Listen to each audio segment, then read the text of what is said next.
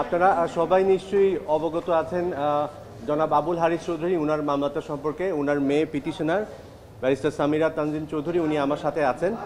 আপনারা জানেন যে আমরা বিগত 5/9/2024 আমরা একটা রিট পিটিশন করেছিলাম।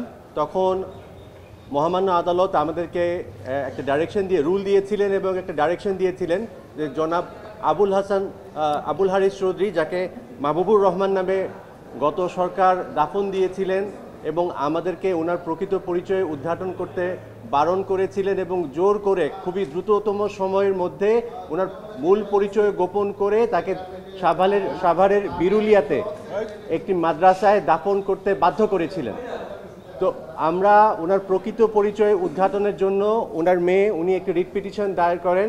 সেই রিট পিটিশনে মহামান্য আদালত 5/9/2024 তারিখে অর্ডার দেন, যাতে রুল দেন এবং রুল সাথে একটা অর্ডার দেন যাতে ওনার remaining of his body part যেটা বিরুলিয়া সাভারে ছিল সেটা যাতে তুলে আমরা ওইটার ডিএনএ টেস্ট করি এবং ডিএনএ টেস্টটা ওনার সাথে যাতে মিলাই।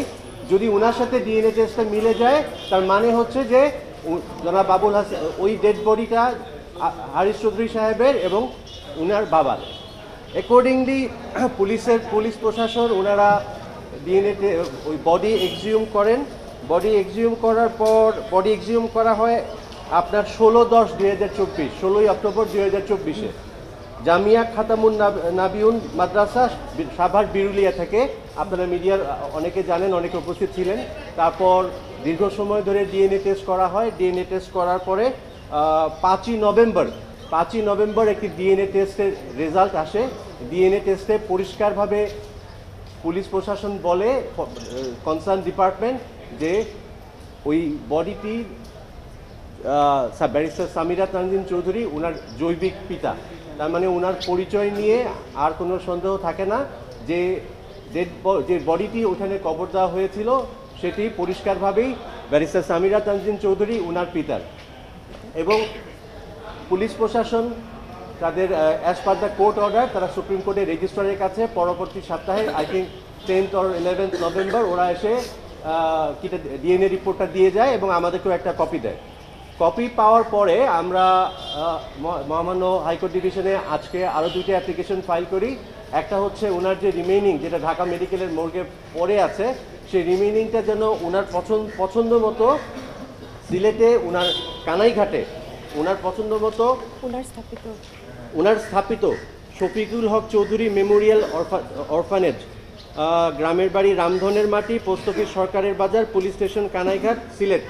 এটা ছিল ওনার শেষ ইচ্ছা, ওখানে যাতে দাফন দেওয়া হয় একজন মুক্তিযোদ্ধার প্রাপ্য সম্মান সহ এবং কবরস্থানটি যাতে সেভাবে প্রোটেক্ট করা হয়। এছাড়া এই অর্ডারটি এক্সিকিউট করার জন্য স্থানীয় প্রশাসন এবং সরকারের বিভিন্ন দপ্তরের যাদের সহায়তা দরকার তাদের সবাইকে আমরা এই মামলায় আবারও পার্টি করি, আরেকটা দরখাস্ত দিয়ে আবার পার্টি করি।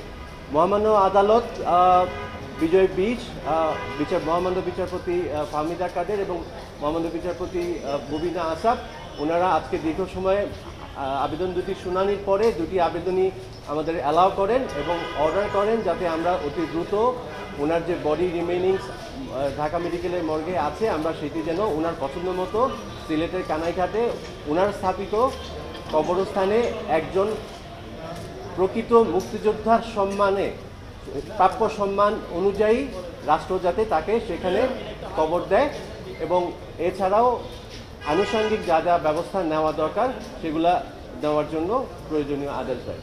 আমরা আজকের মাত্র অর্ডারটি শুনানি শেষে আজকের মাত্র অর্ডারটি পেয়েছি। অর্ডারের এখনো কপি পাইনি, আমরা হয়তো আশা করছি আগামী সপ্তাহ রবিবার বা সোমবারের মধ্যে পেয়ে যাব। ঢালাইয়ে দৃঢ়তা, নির্মাণে নিশ্চয়তা, প্রিমিয়ার সিমেন্ট, ঢালাইয়ের রাজা।